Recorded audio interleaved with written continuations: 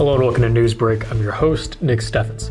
Coming up later in the show, a local coach has been nominated for a national award. But first, today's top stories. The Mount Pleasant Chamber of Commerce hosted a legislative breakfast over the weekend. One of the topics discussed was a controversial proposal to remove what some legislators are calling obscene books from Iowa school libraries. During the event, Iowa House Representative Jeff Shipley and Taylor Collins, along with Iowa Senator Mark Lofgren, all Republicans, shared their concerns about explicit content in some Iowa school libraries. According to Shipley, certain books contain graphic and pornographic images that are not suitable for children. Shipley claimed that even proponents of those books do not want to look at them during public hearings held by legislators. Collins added that the debate seems to be divided between rural and urban residents rather than a battle between school administrators and teachers. The lawmakers stated that they are seeking to protect the innocence of children and limit the exposure to sexually explicit materials in schools. Collins claimed that the materials are so obscene that he does not include them in the newsletters or quote them in public. While the legislators have yet to determine the best course of action, the House Government Oversight Committee is conducting a fact-finding mission on the issue. However, as Collins mentioned, it is difficult to legislate. The Women in Agriculture Conference will be held on March 25th at the Knights of Columbus Hall in Washington, hosted by the Iowa State University Extension and Outreach Washington County Office, along with the Washington County Women in Agriculture Advisory Board. The theme of this year's conference is What is Your Legacy? It aims to encourage women of all ages to think about what they want their legacies to be, whether it's transitioning into agriculture or transitioning their farms to the next generation. The conference will feature 3 speakers, including Ben Isaacson, General Manager of Growthland, who will speak on value of ag real estate as part of your portfolio, Kit Tover Jensen, Staff Attorney, Center for Agriculture Law and Taxation, Iowa State, who will discuss legal tools and strategies in farm succession planning and avoiding pitfalls in farm succession planning, and Emma Humphreys, FFA and 4-H member, who will share her speech on mental health and agriculture. The conference will start at 9 a.m. and conclude at 2:15 p.m. The registration fee is $25 or $15 for students. It includes a light breakfast and lunch. The early registration deadline is March 17th, and late and walk-in registrations will be accepted based on availability, with the cost increased to $35 or $25 for students. For more information or to register, contact the ISU Extension and Outreach Washington County Office at 319-653-4811. Paperwork for a $500 check from the Iowa Department of Transportation was approved by Washington County Supervisors Tuesday morning, with the plans to pave 2-foot and 4-foot shoulders along a roughly 3-mile stretch of County Road G36, also known as 220th Street. The roadway is a commute route for many who travel between the city of Washington and Johnson County to the north. Washington County Engineer Jacob Thorius said upgrades would make the high-traffic road considerably safer. The affected area ranges from Redwood Avenue east to Highway 218. While unpredictable material prices complicate project cost estimates, Thorius said he hoped the DOT money would cover around half of the county's expenses. The county decision-making board voted to acknowledge the funding agreement Tuesday morning and plans to formalize it with a resolution at its meeting next week. We're going to take a quick break, and when we come back, we'll take a look at the weather and sports.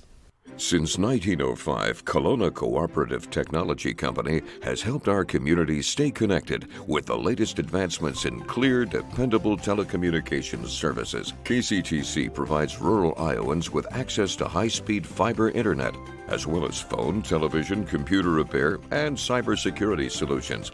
We're also proud supporters of local organizations and area schools within the community. KCTC, keeping Kelowna connected. At the Capper Auto Group, we put our customers' needs first and understand that everyone is as different as the vehicle they select. We offer new Ford, Chevrolet, Buick, GMC, Jeep, Chrysler, Dodge, and Ram vehicles in a friendly environment that puts you in the driver's seat.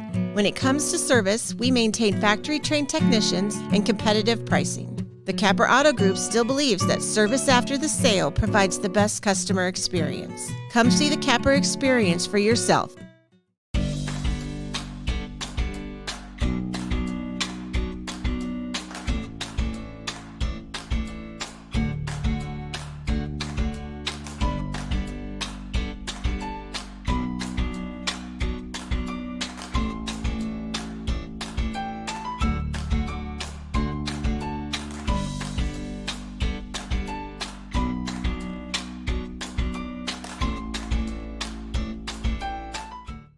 Hospice isn't a place, it's a type of care that focuses on living. Servicing a 7-county area, the Hospice of Washington County staff of nurses, social work, hospice aides, spiritual and grief support, volunteers, music and massage therapists are able to provide free end-of-life care where the patient lives. We write wills, give consent for organ donation, but rarely is there a plan for what we would want the final phase of our lives. At Hospice of Washington County, we encourage our patients to be in charge of their healthcare decisions while maintaining quality of life. Welcome back to News Break. I'm your host, Nick Steffens. We have your 5-day forecast coming up. First, obituaries. Carolyn Sue Lind of Houghton passed away on February 25th at the age of 83. Schmidt's Funeral Home of Donaldson is in charge of the arrangements. Robert Gilbert Mann of West Point passed away on February 24th at the age of 76. A massive Christian burial will be held at 10:30 a.m. March 2nd at St. Mary's of Assumption Catholic Church. Schmidt's Funeral Home is in charge of the arrangements. Francis Lee Kenyon Conger, formerly of Fairfield, passed away on February 20th at the age of 94. The funeral service will be held at 10:30 a.m. March 4th at the Packwood Christian Church. Cranston Family Funeral Home is in charge of the arrangements. Jim Dean Brooks of Wayland passed away on February 24th at the age of 80. Services will be held at a later date. Beta Peterson Funeral Services are in charge of the arrangements. John H. Ballo, formerly of Washington, passed away on February 24th at the age of 75. A celebration of life will be held at a later date. The Jones and Needham Funeral Home is in charge of the arrangements. A celebration of life of Phyllis I. Klopfenstein of Mount Pleasant will be held from 1 to 3 p.m. March 4th at Mount Pleasant Masonic Lodge. Kimsey Funeral Home is in charge of the arrangements. Patricia A. Hendricks of Salem passed away on February 24th at the age of 72. A funeral service will be held at 11:30 a.m. March 3rd at Kimsey Funeral Home. Robert Thomas Sterling of Washington passed away on February 23rd at the age of 78. Celebration of life will be held at 11 a.m. March 4th at the Columbus City Cemetery. The Jones and Eden Funeral Home is in charge of the arrangements. Marianne E. Hackbarth of Mount Pleasant passed away on October 31st, 2022 at the age of 85. A memorial service will be held at 1 p.m. March 4th at the Olson Powell Memorial Chapel. That was obituaries. It is now time for your 5-day forecast. Today has been mostly cloudy with a high of 51. Tomorrow temperatures will stay above 50 with a high of 54, and there will be partly cloudy skies. Temperatures will begin to drop on Thursday with a high of 44 and cloudy skies. There's a 65% chance of rain/snow on Friday with a high getting up to 40. And finally on Saturday it'll be 44 and mostly cloudy. We're going to take another quick break, and when we come back, we'll take a look at sports. Federation Bank is a locally owned bank providing award-winning customer service. We believe that we are more than just a federation of banks, but a federation of communities, serving Brighton, Richland, Wellman, and Washington, Iowa. Federation Bank's highly skilled staff is here to make sure you are able to accomplish your personal and professional goals, whatever they may be. Federation Bank, your family bank. Tammy takes the time and has the personal interest in each one of us. I don't worry about what's going to happen because I know my policy is taken care of. She pulls what I need and puts it together, which is the program I get from her.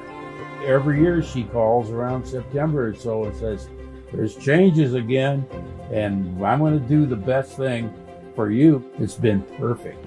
She does a great job. Family owned and operated by Andy and Sarah Ross. Ross Auto has been your vehicle repair and maintenance headquarters since 1935. We specialize in all makes of cars and light-duty trucks. With our variety of available services, let us help you keep rolling and your vehicle operating efficiently. Services include general auto repair, alignments, brakes, fuel injection, and more. Schedule your appointment today at 319-653-5656. That's 319-653-5656.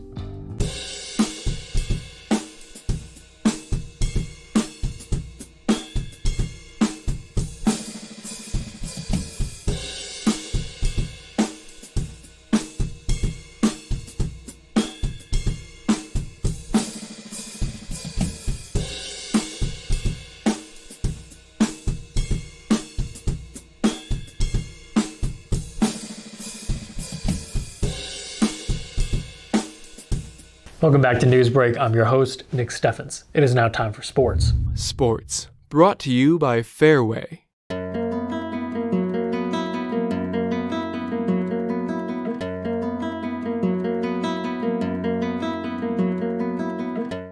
Washington High School head track and field coach Steve Roth is already a decorated coach throughout the state.